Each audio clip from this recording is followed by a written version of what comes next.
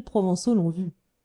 Vous figurez-vous la terreur de cette malheureuse mule lorsqu'après avoir tourné pendant 1 heure à l'aveuglette dans un escalier en colimaçon et grimpé je ne sais combien de marches, elle se trouva tout à coup sur une plate-forme éblouissante de lumière et qu'à 1000 pieds au-dessous d'elle elle aperçut tout un Avignon fantastique, les baraques du marché pas plus grosses que des noisettes, les soldats du pape devant leurs casernes comme des fourmis rouges, et là-bas sur un fil d'argent un petit pont microscopique où l'on dansait, où l'on dansait.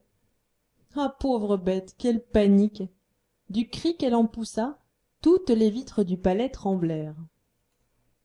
Qu'est-ce qu'il y a? Qu'est-ce qu'on lui fait?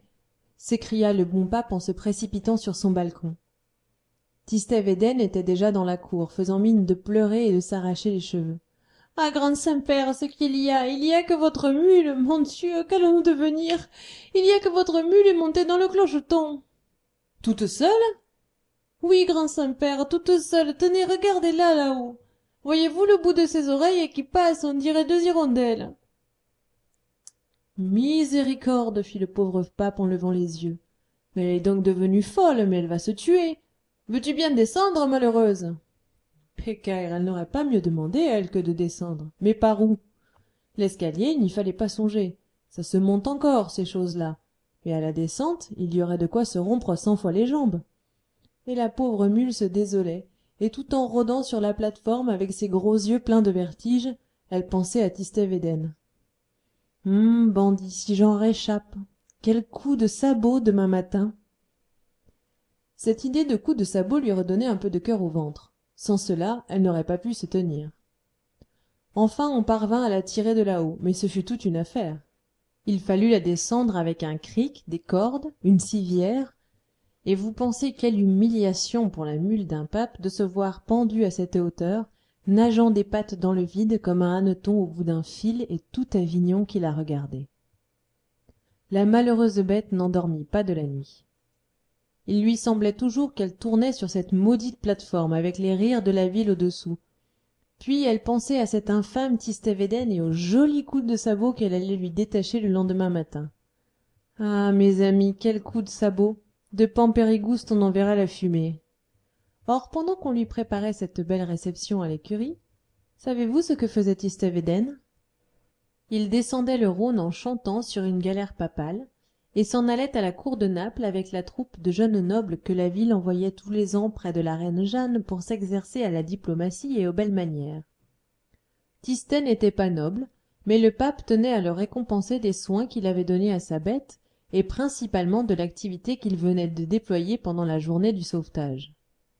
C'est la mule qui fut désappointée le lendemain. Ah, le bandit, il s'est douté de quelque chose, pensait-elle en secouant ses grelots avec fureur. Mais c'est égal, va, mauvais. Tu le retrouveras au retour, ton coup de sabot, je te le garde. Et elle le lui garda. Après le départ de Tistet, la mule du pape retrouva son train de vie tranquille et ses allures d'autrefois. Plus de quiquet, plus de béluguet à l'écurie. Les beaux jours du vin à la française étaient revenus, et avec eux la bonne humeur, les longues siestes et le petit pas de Gavotte quand elle passait sur le pont d'Avignon. Pourtant, depuis son aventure, on lui marquait toujours un peu de froideur dans la ville. Il y avait des chuchotements sur sa route. Les vieilles gens hochaient la tête, les enfants riaient en se montrant le clocheton. Le bon pape lui-même n'avait plus autant de confiance en son ami, et lorsqu'il se laissait aller à faire un petit somme sur son dos le dimanche, en revenant de la vigne, il gardait toujours cette arrière-pensée. Si j'allais me réveiller là-haut sur la plate-forme. La mule voyait cela, et elle en souffrait, sans rien dire. Seulement quand on prononçait le nom de Tistet Védène devant elle, ses longues oreilles frémissaient, et elle aiguisait avec un petit rire le fer de ses sabots sur le pavé. 7 ans se passèrent ainsi. Puis au bout de ces 7 années, Tistet Védène revint de la cour de Naples.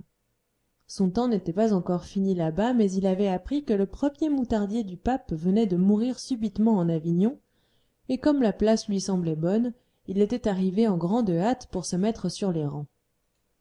Quand cet intrigant de Védène entra dans la salle du palais, le Saint-Père eut peine à le reconnaître, tant il avait grandi et pris du corps. Il faut dire aussi que le bon pape s'était fait vieux de son côté et qu'il n'y voyait pas bien sans ses besicles. Tistet ne s'intimida pas. Comment, grand Saint-Père, vous ne me reconnaissez plus, c'est moi, Tistet Védène. Védène? Mais oui, vous savez bien, celui qui portait le vin français à votre mule. Ah oui, oui, je me rappelle. Un bon petit garçonnet, ce Tistet Védène. Et maintenant, qu'est-ce qu'il veut de nous?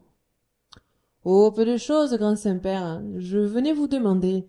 À propos, est-ce que vous l'avez toujours, votre mule? Et elle va bien? Ah, tant mieux. Je venais vous demander la place du premier moutardier qui vient de mourir. Premier moutardier, toi? Mais tu es trop jeune.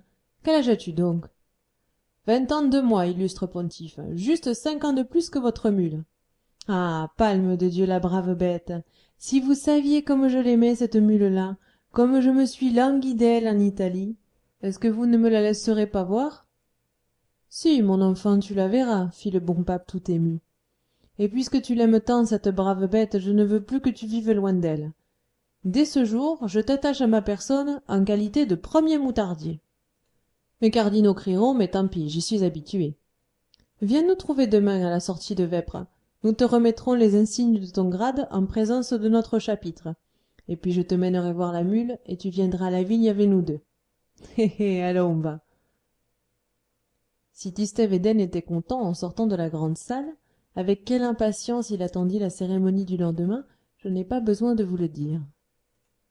Pourtant il y avait dans le palais quelqu'un de plus heureux encore et de plus impatient que lui. C'était la mule.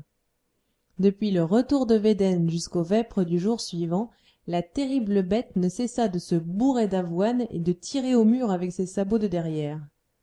Elle aussi se préparait pour la cérémonie.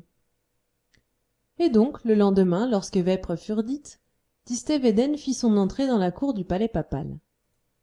Tout le haut clergé était là, les cardinaux en robe rouge, l'avocat du diable en velours noir, les abbés de couvent avec leurs petites mitres, les marguilliers de saint Agricot, les camails violets de la maîtrise, le bas clergé aussi, les soldats du pape en grand uniforme, les 3 confréries de pénitents, les ermites du mont Ventoux avec leurs mines farouches et le petit clerc qui va derrière en portant la clochette, les frères flagellants nus jusqu'à la ceinture, les sacristains fleuris en robe de juge, tous jusqu'au donneur d'eau bénite et celui qui allume et celui qui éteint, il n'y en avait pas un qui manquât. Ah, c'était une belle ordination. Des cloches, des pétards, du soleil, de la musique et toujours ces enragés de tambourins qui menaient la danse là-bas sur le pont d'Avignon. Quand Védène parut au milieu de l'assemblée, sa prestance et sa belle mine y firent courir un murmure d'admiration. C'était un magnifique provençal, mais des blonds, avec de grands cheveux frisés au bout et une petite barbe follette qui semblait prise au copeau de fin métal tombé du burin de son père, le sculpteur d'or. Le bruit courait que dans cette barbe blonde les doigts de la reine Jeanne avaient quelquefois joué, et le sire de Védène avait bien en effet l'air glorieux et le regard distrait des hommes que les reines ont aimés. Ce jour-là, pour faire honneur à sa nation, il avait remplacé ses vêtements napolitains par une jaquette bordée de rose à la provençale, et sur son chaperon tremblait une grande plume d'ibis de Camargue. Sitôt entré, le premier moutardier salua d'un air galant et se dirigea vers le haut perron, où le pape l'attendait pour lui remettre les insignes de son grade, la cuillère de buis jaune et l'habit de safran. La mule était au bas de l'escalier, toute harnachée et prête à partir pour la vigne. Quand il passa près d'elle, Tistet Védène eut un bon sourire et s'arrêta pour lui donner 2 ou 3 petites tapes amicales sur le dos, en regardant du coin de l'œil si le pape le voyait. La position était bonne. La mule prit son élan. Tiens, attrape, bandit, voilà 7 ans que je te le garde. Et elle vous lui détacha un coup de sabot si terrible que de Pampérigouste même on en vit la fumée, un tourbillon de fumée blonde où voltigeait une plume d'ibis, tout ce qui restait de l'infortuné Tistet Védène. Les coups de pied de mule ne sont pas aussi foudroyants d'ordinaire, mais celle-ci c'était une mule papale. Et puis pensez donc, elle le lui gardait depuis 7 ans. Il n'y a pas de plus bel exemple de rancune ecclésiastique. Fin de la mule du pape.